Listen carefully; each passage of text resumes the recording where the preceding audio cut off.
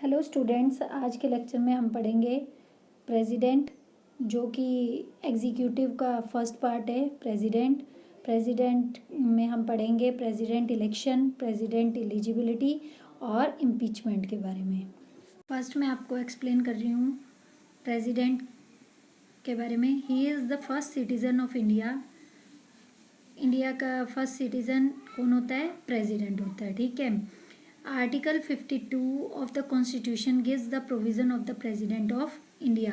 हमारे कॉन्स्टिट्यूशन में आर्टिकल 52 में ये लिखा हुआ है कि इंडिया का प्रेसिडेंट जो है वो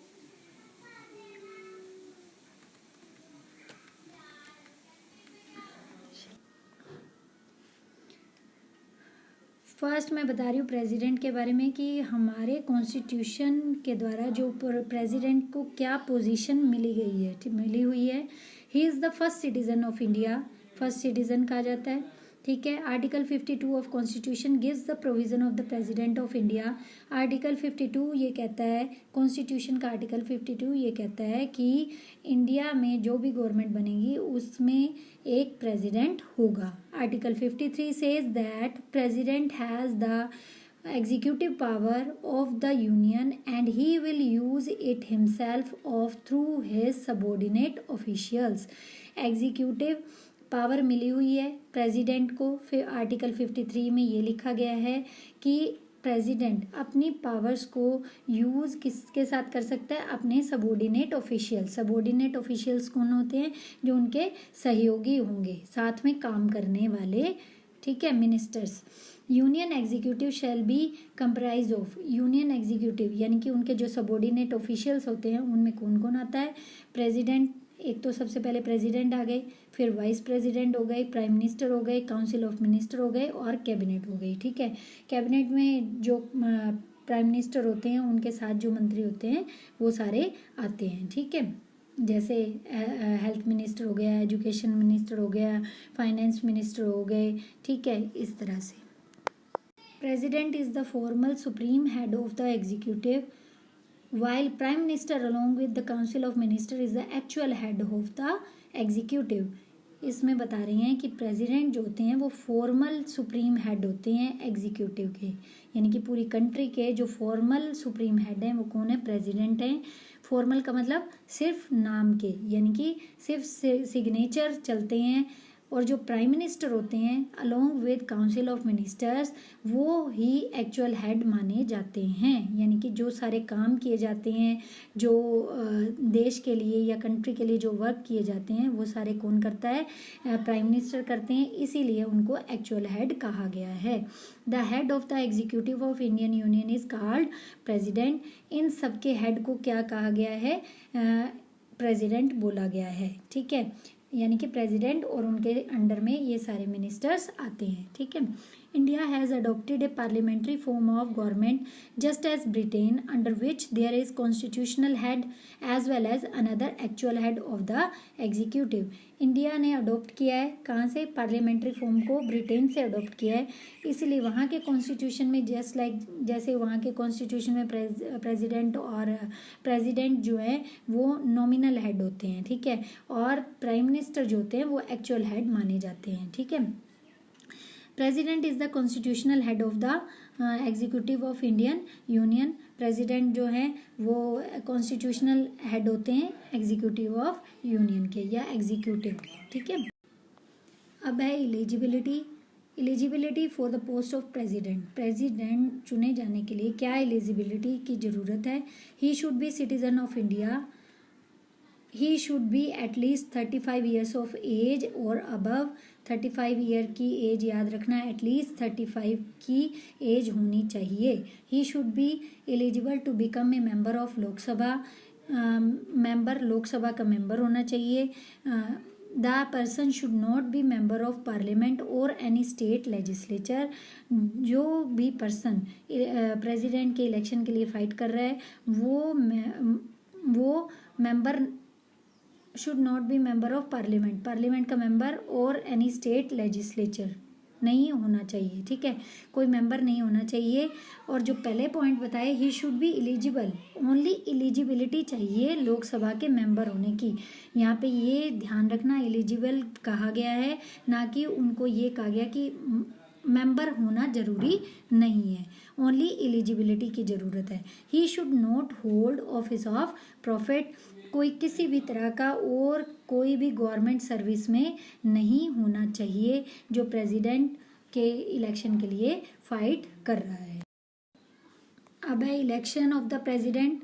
इलेक्शन किस तरह से किया जाता है, हमने अभी तक पढ़ लिया क्वालिफिकेशन या प्रेसिडेंट की पोजीशन क्या होती है, उसके बाद हमने पढ़ा क्वालिफिकेशन, ठीक है। अब हम पढ़ेंगे इलेक्शन किस तरीके से होता है प्रेसिडेंट का। The president is elected through indirect election by an electoral college with the system of proportional representation by means of single transferable vote system and secret ballot। ध्यान से समझना इसको बेटा। प्रेसिडेंट को इलेक्ट करने के लिए एक तो इनडायरेक्ट इलेक्शन होता है, मैंने आपको पहले के लेक्चर में बताया था कि इनडायरेक्ट इलेक्शन का मतलब क्या होता है, जिसमें हम जो नॉर्मल पर्सन होते हैं या नॉर्मल लोग होते हैं वो इलेक्ट नहीं करते, उनको इलेक्शन नहीं होता, जो हमारे द्वारा चुने गए मेंबर होते हैं वो ही उनको इलेक्ट करते हैं, उसी को बोलते हैं इनडायरेक्ट इलेक्शन, ठीक है। आगे लिखा हुआ है इलेक्टोरल कॉलेज, यानी कि उनको चुनने के लिए कौन कौन से पर्सन उनको चुन सकते हैं, ठीक है, वो पर्सन जो है with the system of proportional representation by means of single transferable vote system. Single transferable vote system, इसको ध्यान से सुनो। सिंगल यानी कि एक बार में एक ही वोट दिया जा सकता है। ट्रांसफर, अगर वो वोट काउंट नहीं होता तो वो नेक्स्ट पर्सन को जो है प्रेसिडेंट के लिए जो खड़ा हुआ है उम्मीदवार, उसको ट्रांसफ़र कर दिया जाता है वो vote. And secret ballot, ballot बनते हैं जो हमारे पुराने टाइम में आते थे, अब तो ईवीएम मशीन आती है, इलेक्ट्रॉनिक वोटिंग मशीन आती है, लेकिन पहले जो बैलेट आता था, बैलेट बॉक्स के अंदर अपने जो वोट को उसमें डाला जाता है, जो वहाँ पे जो उनको इलेक्ट करते हैं, प्रेसिडेंट को इलेक्ट करते हैं। इनडायरेक्ट इलेक्शन अब सुन लो एक बार ध्यान से। The president is elected indirectly bye N electoral college, ठीक है। इलेक्टोरल कॉलेज में कौन कौन होता है, elected member of Lok Sabha, Rajya Sabha, state assembly and elected member of state assembly of Delhi and Pondicherry. Union territories जो हैं दो, दिल्ली और पांडिचेरी, ओनली दिल्ली और पांडिचेरी के जो इलेक्टेड मेंबर्स हैं वो इसमें पार्टिसिपेट कर सकते हैं। मैं आपको समझा रही हूँ single transferable method of voting. Single transferable method of voting क्या होता है, the elected member of both the houses of parliament, दोनों हाउसेज यानी कि लोकसभा और राज्यसभा के जो मेंबर्स हैं, ठीक है, स्टेट लेजिस्लेचर के जो मेंबर हैं and legislature of union territory जो दिल्ली और पौंडीचेरी बताया उनके, ठीक है, members elect the president through a special system of voting. एक सिस्टम बना रखा है वोट करने का which is known as single transferable vote system, जिसको कि सिंगल ट्रांसफरेबल वोट सिस्टम कहा जाता है। in this election voting is done through secret ballot से होती है। And to become successful in election में सक्सेसफुल होने के लिए the candidate has to obtain a minimum quota. Candidate को जो मान लो प्रेसिडेंट की पोस्ट एक ही होती है और उसके लिए दो मेंबर अगर खड़े होते हैं तो उनको एक मिनिमम कोटा ऑब्टेन करना पड़ता है। उस मिनिमम कोटे के तहत उनको जीतने की ज़रूरत होती है, वोट्स की ज़रूरत होती है। वो मिनिमम कोटा कैसे हम काउंट करते हैं, minimum quota is equal to number of valid vote casted, जितने भी वोट डाले गए हैं, ठीक है, उनके लिए, और divided by number of candidate to be elected, जितने भी कैंडिडेट जो हैं वो मान लो दो कैंडिडेट खड़े हुए हैं तो divided by 2 and divided by 1000, फिर जो आता है उसको डिवाइड कर देते हैं 1000 से। अब है next topic impeachment of president. Impeachment होता है कि प्रेसिडेंट को हम किस तरीके से हटा सकते हैं, रिमूव कर सकते हैं। Impeachment of president, the tenure of president, tenure होता है टाइम पीरियड यानी कि उनका कार्यकाल, the tenure of president of India is 5 years, but Article 61 of the Constitution says that in case of violation of the Constitution, the President can be removed through impeachment. वैसे तो उनका जो कार्यकाल होता है वो 5 साल का होता है प्रेसिडेंट का, लेकिन उनको टाइम से पहले भी हम हटा सकते हैं। किसके द्वारा? इम्पीचमेंट के द्वारा। अगर किसी केस में कोई ऐसा टाइम आ जाता है कि जब हमें लगे कि कॉन्स्टिट्यूशन की, संविधान की अवहेलना की जा रही है, संविधान का उल्लंघन किया जा रहा है, संविधान को साइड में रखकर प्रेसिडेंट अपने फ़ायदे के बारे में सोच रहे हैं, तब हम उनको इम्पीचमेंट के द्वारा रिमूव कर सकते हैं। Impeachment procedure of president, impeachment motion can be initiated by either of the house of the parliament. Impeachment motion जो है दोनों में से कोई भी हाउस पेश कर सकता है। The charges should be single by 1/4 member of the houses.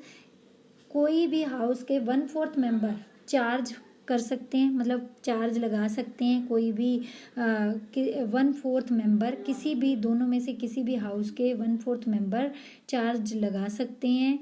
After 14 days prior notice should be given to the president. President को 14 दिन पहले नोटिस दिया जाता है कि हम आपके खिलाफ इम्पीचमेंट मोशन ला रहे हैं। After the impeachment resolution is passed by majority of 2/3 of the membership of house.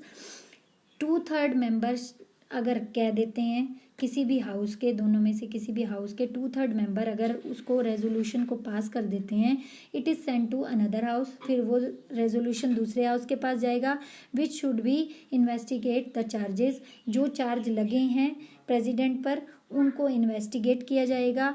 If other house also sustain the charges, अगर and pass the impeachment resolution by majority of 2/3 and the total membership, then president stand removed from his office from the date on which the personal proposal is so passed। ठीक है, अगर कह रहे हैं if other house also sustain the charges, अगर दूसरा house भी ये कह देता है कि हाँ ये जो आपने चार्ज लगाए हैं बिल्कुल ठीक हैं, तब और इम्पीचमेंट रेजोल्यूशन को 2/3 मेजोरिटी से पास कर दिया जाता है, देन प्रेसिडेंट स्टैंड रिमूव्ड, तब प्रेसिडेंट को अपने ऑफिस से रिमूव मतलब कि हटाया जा सकता है। ठीक है, जिस दिन ये रेजोल्यूशन पास हुआ है उस दिन से। ठीक है, नो प्रेसिडेंट इम्पीच सो फार, अभी तक इस तरह का मोशन, इम्पीचमेंट मोशन पास नहीं किया गया किसी भी प्रेसिडेंट के